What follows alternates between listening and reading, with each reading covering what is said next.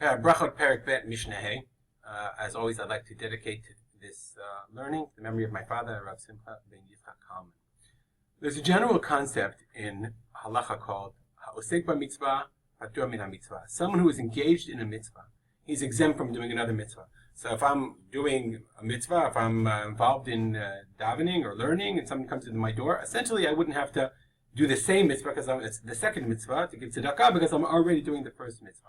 Now, obviously, the application of these halachot are very complicated, and everyone should ask the local Orthodox rabbi. But that's the general rule: ha'osek b'mitzvah, patur min ha'mitzvah. This rule, this principle, comes up in our Mishnah as well, and it comes in the case of a chatan. So the Mishnah says, a chatan, a new groom, patur mikriyat Shema b'layla rishon ad motzei Shabbat, im lo asa ma'aseh. So a groom who just got married. So the reason why it says ad motzei Shabbat, the Gemara in Ketubot teaches us that normally people got married on, I'm pretty sure it's a Friday.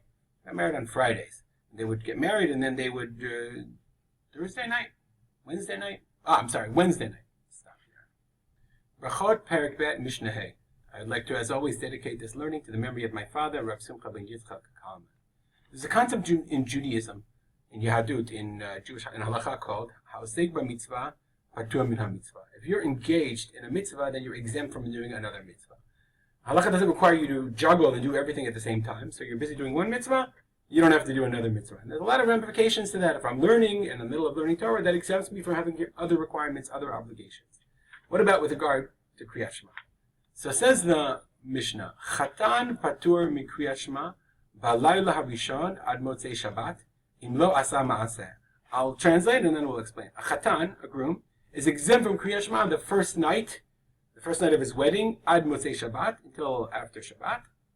Im lo asa ma'aseh, if he didn't do the deed, if he didn't live with his wife as husband and wife. Now I'll explain. The Gemara explains that it was typical for people back in the times of the Mishnah to get married on Wednesday night for various reasons. You can look it up. We'll see in the Gemara and Ketubot why they get married on Wednesday night.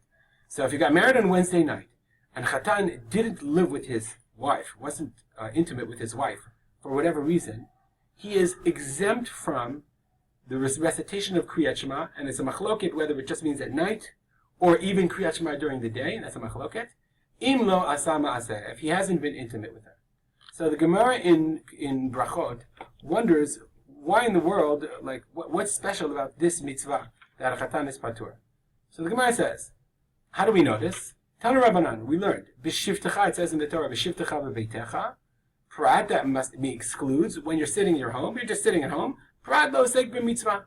That excludes a person who is engaged in a mitzvah. Uvalechtecha v'derech. And if you're going on the way, prat l'chatan. That comes to exclude a chatan. I'm just going to make this a little bit bigger. Okay. We'll move me back over here.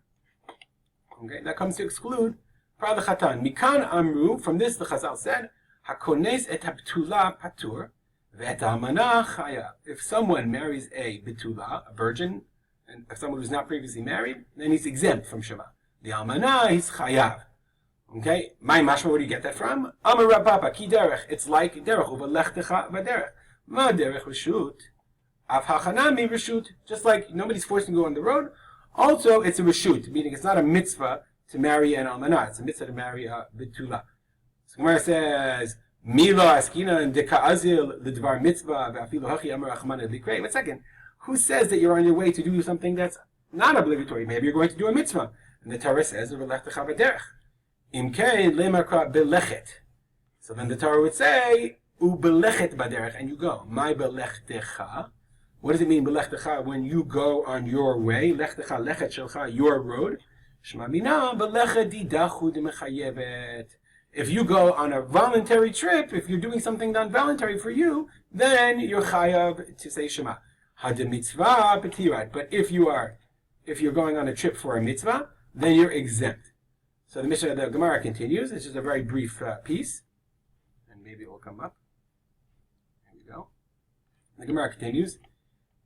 Okay, the Gemara says, if so, then what's the difference between a betula and an almanah? So in the end, the Gemara says, over there, it's hatem tirda de reshut, hachar tirda de mitzvah. There's a difference between if a person his mind is so busy and he can't concentrate, if he lost a ton of money. But in this case, it's called tirda de mitzvah. your mind is consumed with the performance of a mitzvah. And therefore, a chatan in those times who was marrying a betulah is exempt from Kriyat Shema until Motzei Shabbat because he's tarud tirda de mitzvah. We're going to see that this halacha is not lama'aseh today. We don't pass on like this at all. And even the chatanim, after they get married, they still should recite Kriyat Shema. So the first indication we have of this is a story about Rabban Gamliel. So the Mishnah says, he married a woman, a betulah, and he still said Shema. They said, okay, marry everybody. And they're like, what are you doing? Amru lo tamidav. Did you teach us that a chatan is patur? Here you're getting married, and now you're telling us, let's go daven married, but I'm saying Kriyat Shema. Amar lahem, eini shomea lechem levatel mimeni malchut shamayim afilu sha'a achat. I'm not listening to you in such a beautiful way. Eini shomea lechem. I'm not going to listen to you to exempt levatel, to nullify for myself malchut shamayim afilu sha'a achat, even for 1 hour. So he says, yes, a chatan is patur, but that doesn't mean I can't say it. I'm not obligated, but that doesn't mean I won't do it anyway.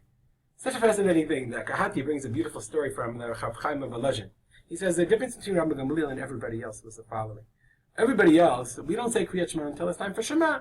When I say Shema, then okay, I'll be Makabel or Malchut Shemayim. He says, but Rabban Gamliel was exactly the opposite. His whole life was the essence of accepting upon yourself the yoke of heaven. His whole life was Kabbalat Ol Malchut Shemayim. So therefore, along comes an opportunity, and they say, you don't have to, you're busy, you're tarud tirda de mitzvah. You don't have to be Makabal Ol Malchut Shemayim. You're exempt. He says, no, that's my default is Kabbalat Ol Malchut Shemayim. Now you're going to tell me I don't have to? I'm not going to be Mevatel Mimeni Malchut Shemayim Afidu Sha'a Achad. I don't care if I'm exempt. My status quo is Malchut Shemayim, is accepting the yoke of heaven, and I don't want to ruin myself from that, even for a moment, even if I'm exempt, even if I'm busy in the tirda and the mitzvah. And that's what Rabban Gamliel did. And we're going to see in future Mishnayot, the next few short Mishnayot, are Mishnayot that tell stories about Rabban Gamliel. He's not following the rules in a sense, not doing what he has to not do, or in exempting himself for different reasons. As always, questions or comments are spolter@gmail.com. Have a great day.